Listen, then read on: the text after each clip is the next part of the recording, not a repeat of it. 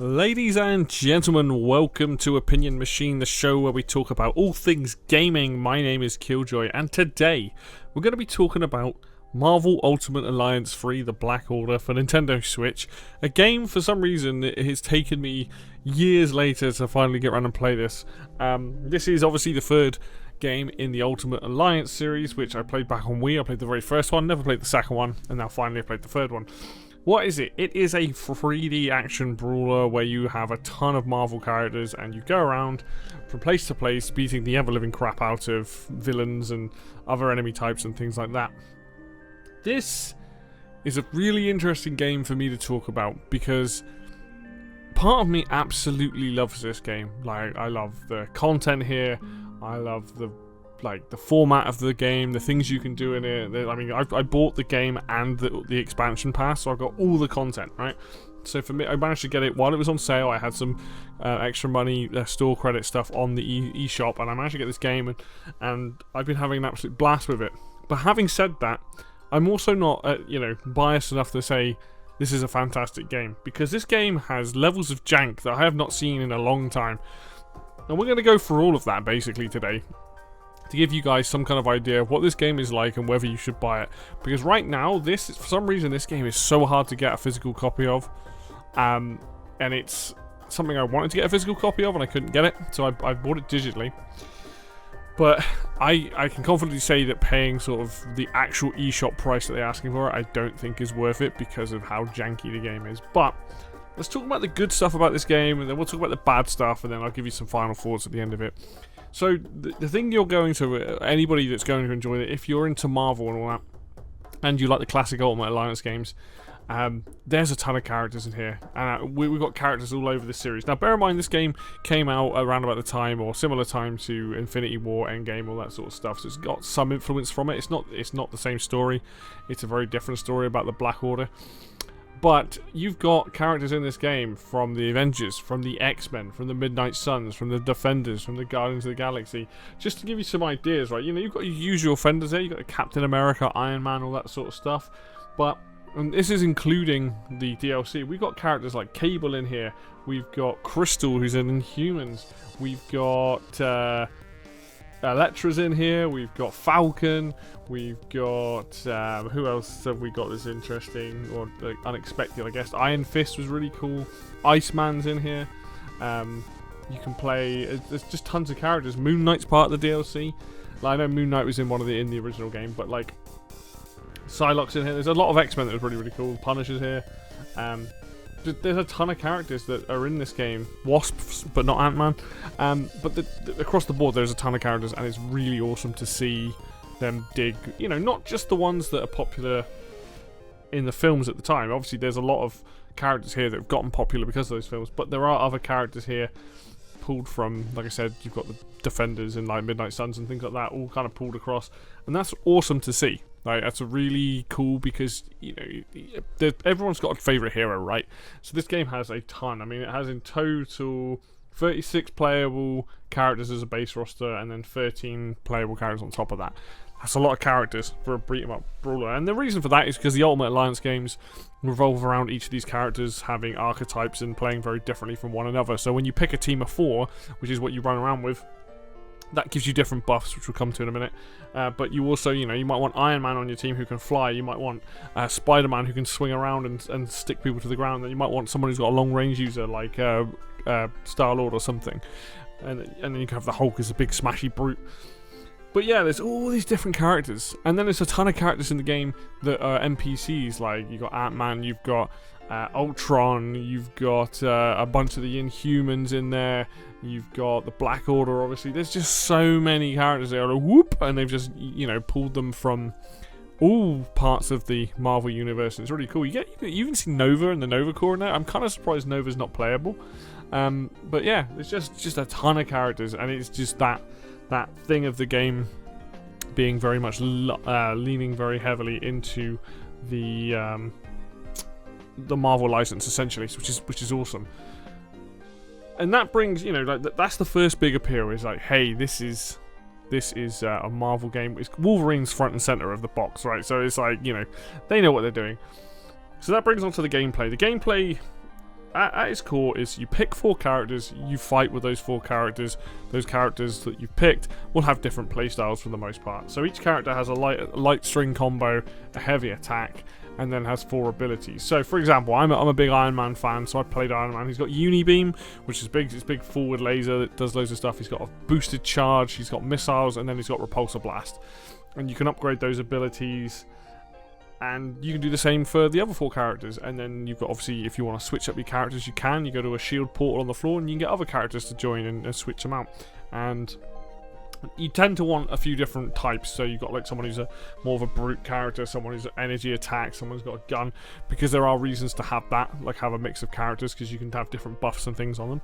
But essentially, you go from area to area fighting villains. So you fight like Venom, Green Goblin, who else have you fought? The Midnight Suns, Magneto. There's a ton of villains, Bullseye, Kingpin, all these different characters. And yeah, you just basically go from level to level, beating up loads of dudes. It's fairly mindless. It's a very straightforward game. It is very linear. It's fairly mindless. There are some like unlockables and stuff along the way. But what also plays into this is that when you open up essentially the hero screen, so you can switch out your heroes. Now each hero, if you have a combination of heroes, each of the heroes has a bunch of tags, like an original Avenger, like a leader, all these different stats. If you combine them together, you can get like extra buffs and things to your characters. But you also have, each character in the game has, you can level up each of their 4 skills. So as you progress, you gain like orbs and coins and stuff. You can then collect cosmic cubes, which will give you XP to your characters, and the more you level them up, the more their base stats go up, I believe. And then you, later on in the game, or a couple missions in, you get something called I think it's ISO 8, which are these gems that you can equip. And the gems are just like any other game, where it's like any RPG kind of thing, where it's like, oh, this gives me plus 8% light punch attack. Oh, this one gives me more might, but reduces my resistance. And throughout the game, you will find a ton of these crystals, and as you level up, you unlock more slots, and you can slot out your kits, your characters with these different things, and you can power them up in all kinds of ways. So you can kind of customize it. So you might be like, hey, actually, my version of Iron Man, I want him to be all strengths, or might, as it's called. So there's like a bunch of stats, so might, resilience, defense, energy, heroic, I think is one of them. They're all different. They all do different things. And let's say I want my Iron Man to be the strength guy of the team, so I can slap all these gems, like increase strength by percentage or by an amount. And then I've got someone like Doctor Strange, and well, he's like a magic base, which probably comes under energy, I think. No, sorry, comes under magic. So you're like, okay, I'm gonna give him all the magic buff, so all his attacks to that. And then you can kind of kit out your characters how you see fit. You know, if they're weak at one thing, you can buff that area. You can make Iron Man an absolute tank if you wanted to. I like having a lot of energy in this game, because when I use Unibeam quite a lot, I can just stand back and blast things. It's not the most interesting style to play, but I do find that I quite enjoy that. So the game's got a lot going for it in terms of, you pick the characters, you make them a loadout. You don't have to give them a loadout, but you have that option there. You can upgrade their abilities, and yeah, there's a lot to think about, and you can kit things out. Now you've got the main game of it, so you can use them to run through that. You've also got these DLCs that have like challenges, and have like you have like the danger room for one of them, and a lot of these require you to actually think about your loadout and your characters you're using as well. So the content in this game is insane, which we'll come to properly in a sec. But yeah, like you do at certain points on the higher difficulties, and at certain points and certain challenges, have to think about who you're using and why you're using them and things like that. But for the most part, you can just kind of play through the game, not worry too much about the crystals, and just make sure you level up your characters with their abilities, and you'll be fine. You'll have a fairly decent time of it. But insane amount of content in this game. You have the base game, and the base game, now I don't know what was released in what order, like in terms of, like, I know the DLCs were numbered 1 to 3, but so you had the base game, then you have the Infinity like mode, which has these like little challenges. Each one's like, it's like a set of like 10 challenges or something. There's loads of those, and each of those challenges gives you unlocks for more leveling up. Like, what I realised with this game, just to go on a slight tangent, what I realised with the game is the more that you play the base story and unlock things, the more stuff opens up in the DLC and in like the Infinity places that you fight, these challenges. And I realised, I was like, okay, this game wants you to essentially stick with a few players, get them leveled up, play through the story, and then come back, because you get so many cosmic cubes and XP cubes that you can upgrade your characters without having to go through the levels again. But the replay value is there. But essentially, yes, you've got the main story, you have these challenges that you can do, which can unlock skins, voice lines, things like that for each of the characters. On top of that, you then have, DLC 1, which is Curse of the Vampire, which has got what they call gauntlets, which is a set of missions, and you can get, each mission has like challenges attached to those, so you complete those, you unlock more stuff. It's also how you get some of the characters. In this case, it might be Blade, Moon Knight, people like that. There's also the DLC after that, which was the X-Men one, which adds the Danger Room, and that adds like a challenge where you can play against other people online, or you can play against AI, and that lets you unlock stuff as well. So you're constantly making progression in this game. There's even like booster passes / like battle passes. Now they're set to like 5,000 days or something, because obviously I think they're done updating the game, so you're never going to run out of time to do them unless you leave it too long. But what's really cool about those is that they just give you tons of stuff. You want more coins to spend on items, or do you want more XP cubes? You just by playing the game, you don't even have to do anything with this stuff. You just play through the game, and you'll easily do it, which is really nice. It's nice that it's just there and you're getting a lot of stuff for it, but you don't have to worry about it. And then you've got the post game, which is like this whole Doctor Doom thing, which is more story content. So I mean, this is including the expansion pass, right? So I like it. Normally you would probably invest 50, maybe, I can't remember how much the expansion pass is on its own. But if the game's 50 quid, there's probably another 20 quid for that. But I managed to get it for about 30 to 40 pound overall. So I've got a ton of content to play and stuff to unlock, and that is unheard of. Like, looking at what's there in this game is very unheard of. But it's awesome that it's there, and I'm really happy that it's there. The story itself, it's actually kind of this big globe-trotting story. You go into different places in the game. You're going to nowhere. You're going to the Raft. You're going to Avengers Tower. You go to Asgard, and the game just has you go place to place, because you're basically trying to like find the Infinity Stones. They've gone to different places. You're trying to fight off the Black Order. And it's nothing crazy. It's not the most. It's a very obvious story that's what's going to happen. But it's really cool to see these places. You get to go to the place on the moon where the Inhumans live, and you get to go to Hell, which is part of Asgard, and that kind of thing. You get to go to these different realms, different places. You end up in the Dark Dimension, and just lots. This is where you get these really cool cutscenes where you meet different characters, and it's a perfect sort of thing for these games. The original Marvel Ultimate Alliance, I love the story in that, where you're basically fighting Doctor Doom, and he gets like, I don't know what, he gets some crazy ability and starts wrecking things. But these games have always had these fairly decent like stories where you get to see places and characters that you might not normally see, because they're not usually like front and foremost of a lot of this Marvel stuff. But in here you get to see Red Skull's in this. You see interesting team ups. You see different like things, people working together. Like, honestly, it's a really it's not the greatest story ever, but it's definitely serviceable, and it's fun enough that you get to go to these different locations and experience them, and I really appreciate that. I think that stuff's awesome. And like I said, it's just sort of combining that with the characters you can play with. It's just a lot of fun, and it's like got that thing about that kind of little boy inside. It's like, oh yeah, Marvel, I love this stuff. And then you have you have all that. You have the story part of it. You have going around doing all that good stuff.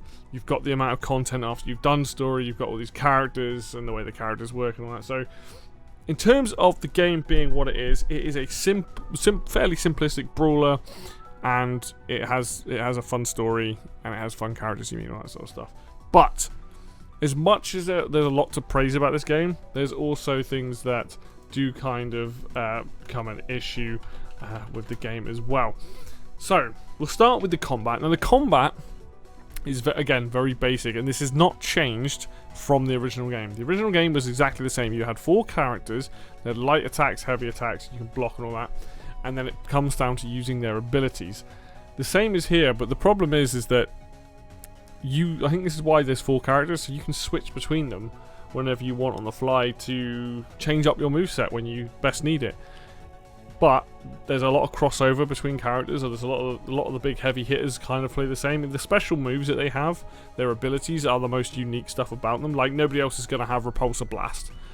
But you might then get Ghost Rider, who was on my team, who had a similar move where he spins around on the spot swinging his chain. So there's a lot of crossover. And I think that's something you just have to accept playing a game like this, that like it isn't going to be some crazy affair. Like it is just like, hey, this is a mindless brawler, and you can play it co-op. I should mention that you can play 4-player co-op, and you know, you're just there to have fun with the characters you want to see. So like there is a level of simplicity. Like there is some synergy there because you have synergy attacks and where you can team up with a person and do 2 abilities, but it's nothing more than a button press. So there's not a lot of thinking that goes into it. There's also extreme attacks, which are cool. You can like spam and do all 4 of you could do these massive attacks on screen at once, which is kind of cool. But that does lead to a problem with this game, and that's the performance. This game, especially in the very final area, oh my god, we're talking like 10 frames a second.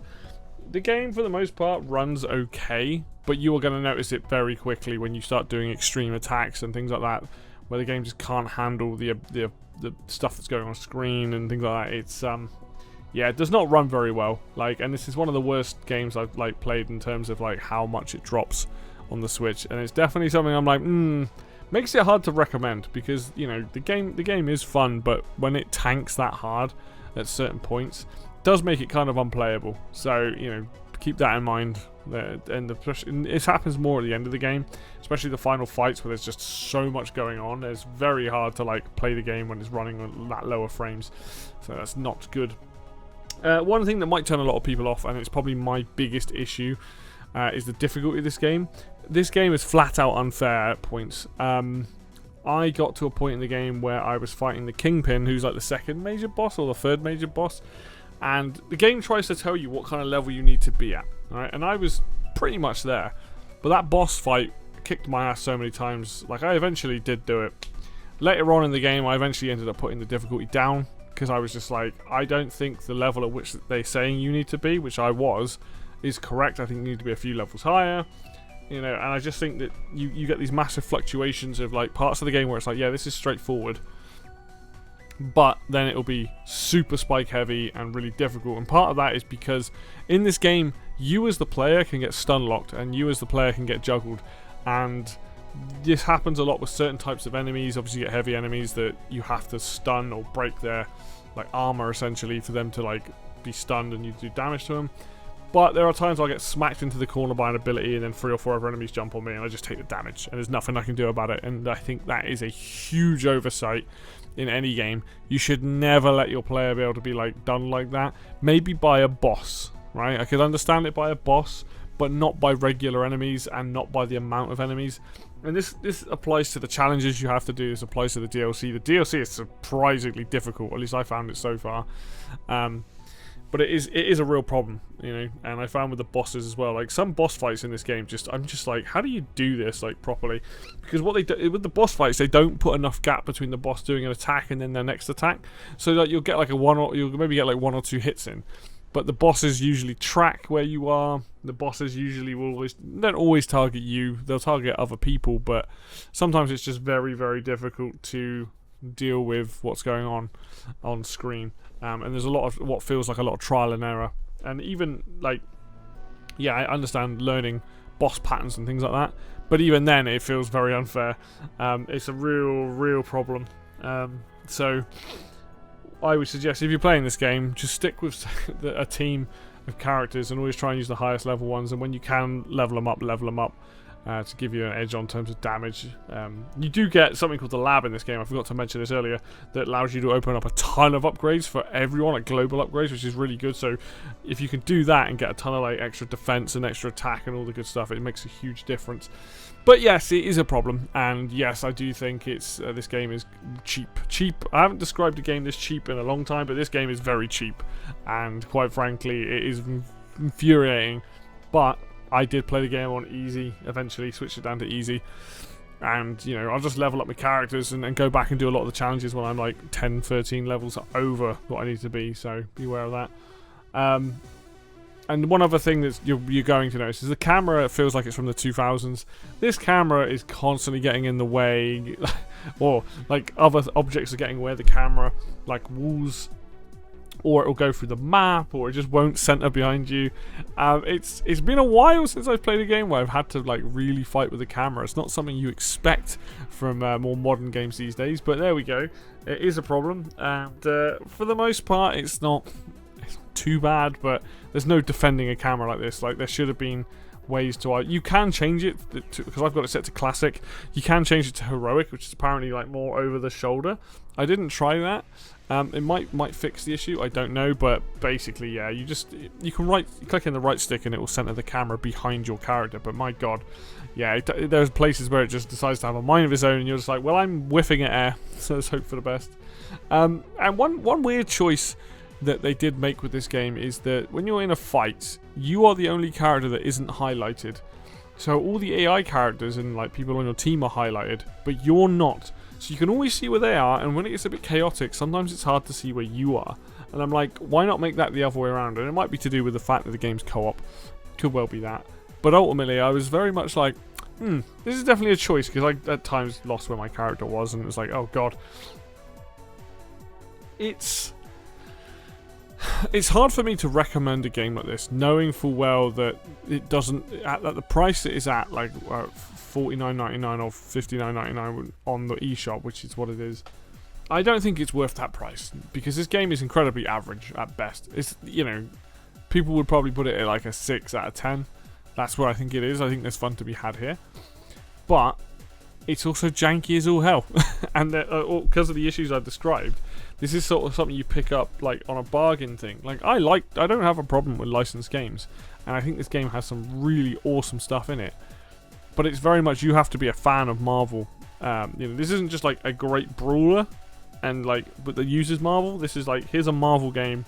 People will like it because of nostalgia. People will like it because it's based in a series that came out, and it's made by Team Ninja. So this is like, Nintendo's grabbed the license for Marvel Ultimate Alliance, got Team Ninja to do it, which is fine, but it's just a very average game. If the performance was better, if the camera was better, and the difficulty wasn't so all over the place, I think I could be more forgiving and be like, actually no, this is a really good game.